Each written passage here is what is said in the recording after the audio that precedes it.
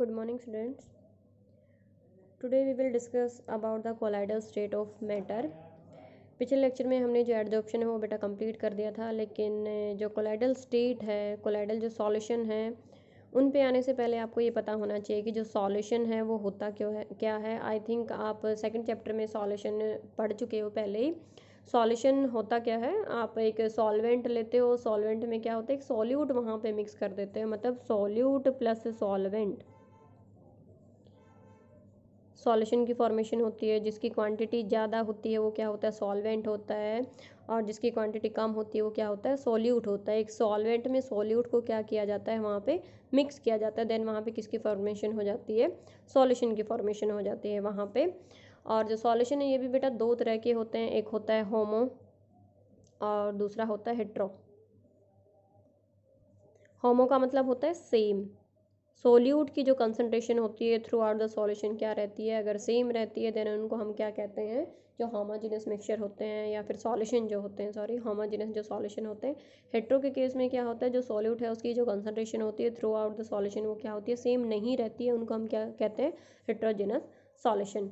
अब ये जो सॉल्यूशन है इसका क्लासिफिकेशन किया था सबसे पहले किसने किया था, जो थॉमस ग्रैम था 1861 में। उसने क्या बताया था कि ये जो सॉल्यूशन है वो कितनी तरह के होते हैं, या फिर जो मैटर जो होता है वो कितनी तरह का होता है। उसने दो पार्ट्स में इसको डिवाइड किया था, क्रिस्टलॉइड्स एंड कॉलॉइड्स। क्रिस्टलॉइड्स किसको कहा था उसने, वो सब्सटेंसेस जो कि क्रिस्टलाइन फॉर्म में मिलते हैं। आपको पता है कि जो सॉलिड है वो दो फॉर्म में मिलते हैं, क्रिस्टलाइन एंड जो अमरफस होती है। तो जो क्रिस्टलॉइड्स हैं वो किस फॉर्म में मिलते हैं, क्रिस्टलाइन फॉर्म में। और जब उनको हम किसी सॉल्वेंट में लाइक वाटर में जब डिज़ोल्व करते हैं तो डिज़ोल्यूशन के बाद वो क्या होते हैं, जो पार्चमेंट मेम्ब्रेन होती है उसमें से पास थ्रू हो जाते हैं। लाइक सॉल्ट है, शुगर है, NaCl को वाटर में डिज़ोल्व कर दिया, NaCl क्रिस्टलाइन फॉर्म में मिलता है, और डिज़ोल्व होने के बाद वो ईजिली पार्चमेंट मेम्ब्रेन में से डिफ्यूज़ हो जाता है। और कॉलॉइड्स उसने ग्रैम ने क्या बताया था कि ये नॉन क्रिस्टलाइन फॉर्म में मिलते हैं, और जैसे इनको वाटर में सॉल्वेंट में डिज़ोल्व किया जाता है, डिज़ोल्यूशन के बाद ये क्या होते हैं, जो पार्चमेंट मेम्ब्रेन है उसमें से डिफ्यूज़ नहीं होते हैं, या फिर वेरी स्लोली वहाँ से क्या होते हैं, डिफ्यूज़ होते हैं। लेकिन ये जो क्लासिफिकेशन थी थॉमस ग्रैम की, ये बहुत ही जल्दी रॉन्ग प्रूव हो गई थी। इसके पीछे रीजन क्या था कि बहुत सारे ऐसे क्रिस्टलॉइड्स थे जो डिफरेंट कंडीशंस में क्या हो रहे थे, कॉलॉइड्स की तरह बिहेव कर रहे थे, और कुछ एक कॉलॉइड्स ऐसे भी थे जो क्रिस्टलॉइड्स की तरह बिहेव कर रहे थे। फॉर एग्जाम्पल यहाँ पे हम NaCl का एग्जाम्पल ले लेते हैं। NaCl को जब वाटर में डिजोल्व करते हैं देन ये किसकी तरह बिहेव करता है, क्रिस्टलॉइड्स की तरह बिहेव करता है।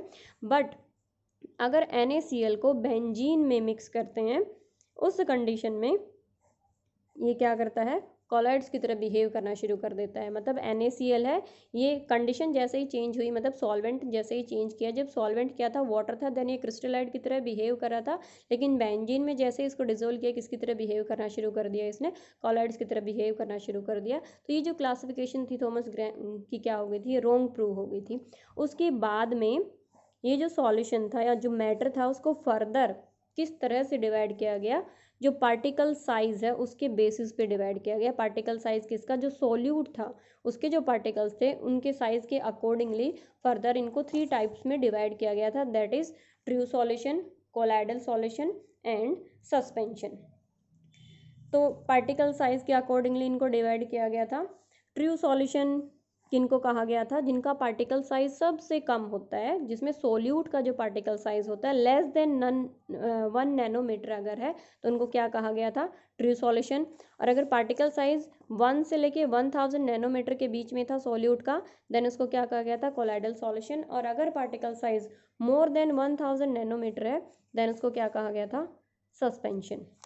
अब हम एक एक करके एक बार इनकी जो प्रॉपर्टीज़ है वो स्टडी कर लेते हैं। सबसे पहली प्रॉपर्टी क्या है, नेचर की अगर हम बात करें तो जो ट्रू सॉल्यूशन होते हैं वो कैसे होते हैं, होमोजेनस होते हैं। कोलाइडल और जो सस्पेंशन है दोनों ही कैसे होते हैं, हेट्रोजेनस सॉल्यूशन होते हैं। पार्टिकल साइज मैंने अभी अभी आपको बताया कि less than 1 nanometre then true solution है, 1 to 1000 नैनोमीटर के बीच में कोलाइडल सॉल्यूशन, और मोर देन 1 नैनोमीटर है देन ये क्या है, सस्पेंशन। देन फिल्टरेबिलिटी अगर हम इनकी देखें तो अगर हम लेते हैं ऑर्डिनरी फिल्टर पेपर लेते हैं, या फिर जो सेमी परमेबल मेम्ब्रेन होती है, एनिमल मेम्ब्रेन अगर लेते हैं, तो जो ट्रू सॉल्यूशन होते हैं वो दोनों में से पास थ्रू हो जाते हैं, फिल्टर पेपर में से भी और एनिमल मेम्ब्रेन में से भी। और अगर हम कोलाइडल सॉल्यूशन की बात करें तो जो कोलाइडल सॉल्यूशन है वो ऑर्डिनरी जो फिल्टर पेपर होता है उसमें से पास थ्रू हो जाते हैं, बट जो सेमी परमेबल मेम्ब्रेन होती है उसमें से पास नहीं हो पाते हैं। और जो सस्पेंशन होता है ना तो वो फिल्टर पेपर में से पास थ्रू होता है और ना ही जो एनिमल मेम्ब्रेन होती है उसमें से पास होता है। देन सेटलिंग की बात हम करते हैं। सेटलिंग मतलब सेटल डाउन जो होते हैं सॉल्यूट के जो पार्टिकल्स होते हैं। तो ट्रू सॉल्यूशन और जो कोलाइडल सॉल्यूशन के जो पार्टिकल्स होते हैं, जो सॉल्यूट पार्टिकल्स होते हैं, वो सेटल डाउन नहीं होते हैं। But in case of suspension अगर हमारे पास है तो उसमें जो सॉल्यूट पार्टिकल्स होते हैं, अगर बिना डिस्टर्ब किए उस सस्पेंशन को अगर हम रख देते हैं, देन वो जो पार्टिकल्स वो क्या हो जाते हैं, सेटल डाउन हो जाते हैं। अब जो सॉलिड पार्टिकल्स हैं उनकी विजिबिलिटी अगर हम देखें तो जो ट्रू सॉल्यूशन होता है उसमें जो पार्टिकल्स होते हैं वो इनविजिबल होते हैं। कोलाइडल सॉल्यूशन में भी पार्टिकल इनविजिबल होते हैं, लेकिन वो जो पार्टिकल्स हैं वो क्या करते हैं, अंडर अल्ट्रा माइक्रोस्कोप उनको देख सकते हैं। और वो पार्टिकल्स क्या करते हैं, जो लाइट होती है उसको स्कैटर करते हैं। मतलब लाइट का जो पाथ होता है अंडर अल्ट्रा माइक्रोस्कोप वो हम देख सकते हैं। और जो सस्पेंशन होता है, सस्पेंशन को हम नेक्ड आई से भी देख सकते हैं और अंडर माइक्रोस्कोप भी देख सकते हैं। अब अगर हम डिफ्यूजन की बात करें तो जो ट्रू सॉल्यूशन होते हैं उनकी जो डिफ्यूज़ होने की जो टेंडेंसी होती है वो बहुत ज़्यादा होती है। और जो कोलाइडल सॉल्यूशन होते हैं वो बहुत ही स्लोली डिफ्यूज़ करते हैं, बट जो सस्पेंशन होते हैं वो डिफ्यूज़ नहीं करते हैं। देन लास्ट प्रॉपर्टी अगर इसकी हम देखें, अपीयरेंस की अगर हम बात करें कि किस तरह के ये दिखते हैं, तो जो ट्रू सॉल्यूशन होते हैं वो क्लियर और ट्रांसपेरेंट होते हैं। और जो कोलाइडल सॉल्यूशन है ट्रांसल्यूसेंट होता है। और जो सस्पेंशन है वो क्या होता है, ओपेक होता है, उसमें से बिल्कुल भी दिखाई नहीं देता है। इस चैप्टर में हमें मेनली स्टडी क्या करना है, जो कॉलॉइड्स हैं, जो कोलाइडल सॉल्यूशन है, वो हमें स्टडी करना है कि ये होता क्या है। तो अब हम किस पे आते हैं, जो कॉलॉइड्स हैं हम उन पे आते हैं। अगर हम डेली लाइफ में एग्जाम्पल देखें कॉलॉइड्स के तो बहुत सारे एग्जाम्पल्स होते हैं।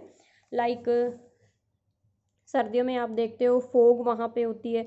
फोग जो है क्या है, एक कॉलॉइड है। आइसक्रीम की अगर हम बात करें, जो आइसक्रीम है वो भी क्या होती है, कॉलॉइड होती है। इसके अलावा जो एरोसोल्स जो होते हैं, परफ्यूम जो यूज़ किया जाता है, जो परफ्यूम है वो भी क्या होता है, कॉलॉइड होता है।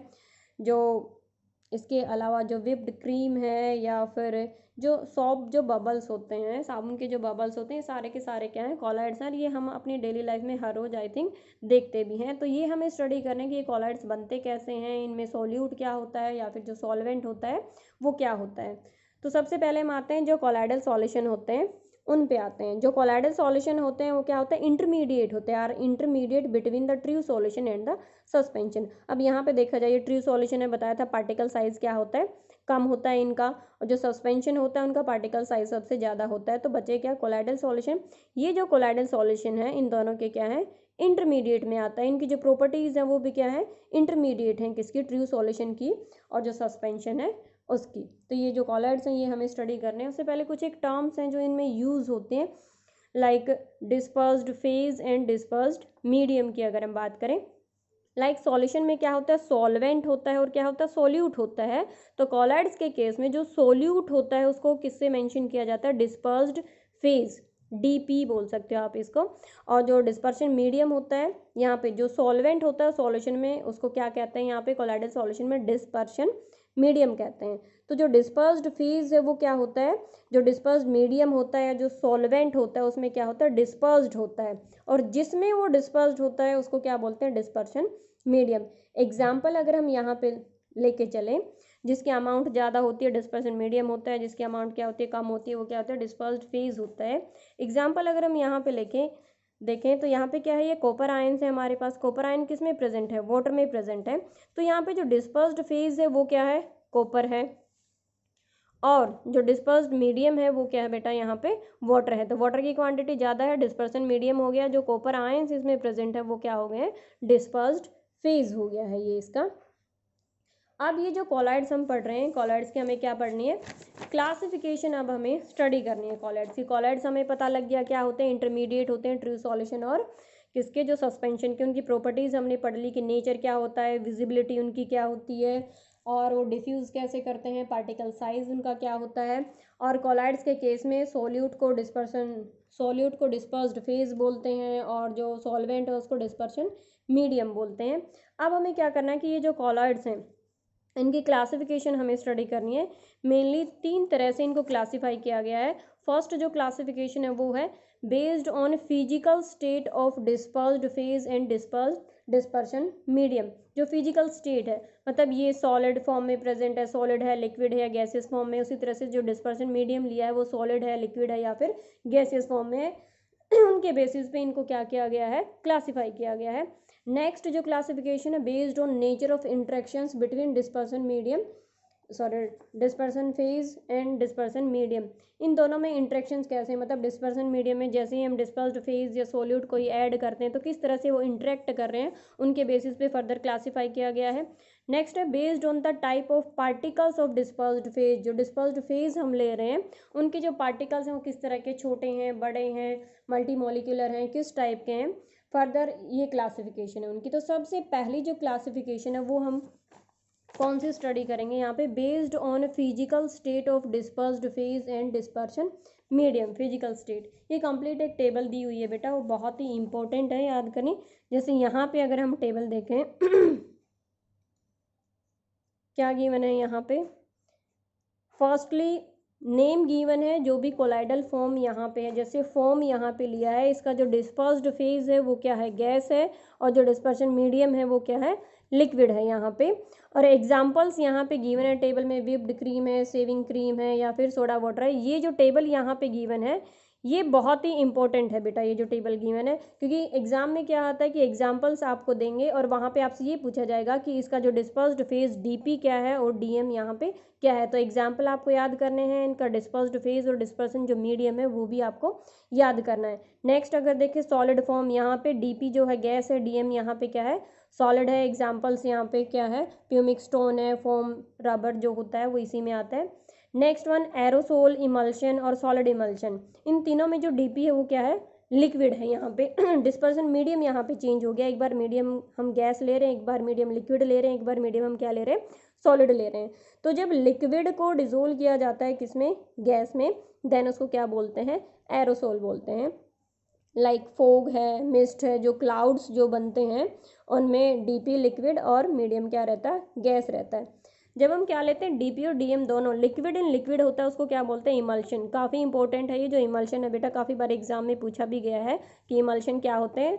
तो जब हमारा जो डिस्पर्स्ड फेज है वो भी लिक्विड हो और जो डिस्पर्सन मीडियम है वो भी क्या हो, लिक्विड हो, उनको क्या बोलते हैं, इमल्शन बोलते हैं। लाइक मिल्क है या फिर जो हेयर जो क्रीम होती है वो क्या होता है, एक इमल्शन होता है।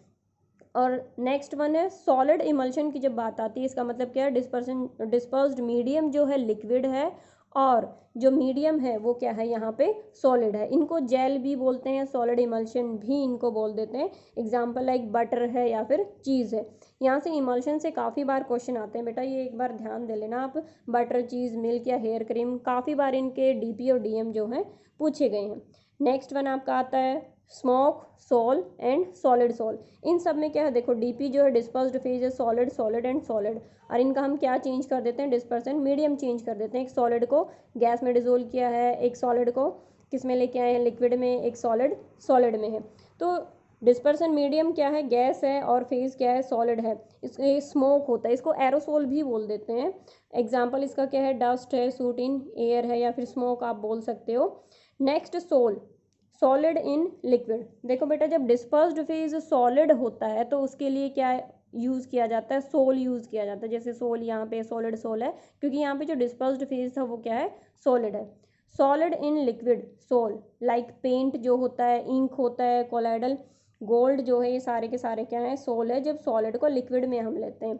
एंड सॉलिड इन सॉलिड जब लिया जाता है, डिस्पर्स्ड फेज भी सॉलिड हो, डिस्पर्शन मीडियम भी सॉलिड हो, देन रूबी ग्लासेस जो होते हैं, जो एलोए जो होते हैं, मेनली एलोए इसका एग्जांपल है, और एलोए आप बहुत अच्छे से पढ़ चुके हैं। तो बेटा ये जो टेबल है ये बहुत ही ज़्यादा इंपॉर्टेंट है, एग्जाम में यहाँ से पक्का क्वेश्चन पूछे जाते हैं, एग्जांपल्स आपको दे दिए जाएंगे और आपसे डिस्पर्स्ड फेज और जो डिस्पर्स्ड मीडियम है वो पूछा जाता है। तो ये टेबल आप एक बार लर्न कर लेना, बहुत ही इंपॉर्टेंट है। Thank you. नेक्स्ट जो क्लासिफिकेशन हमारी बची है वो हम नेक्स्ट लेक्चर में हम स्टडी करेंगे। Thank you and have a nice day.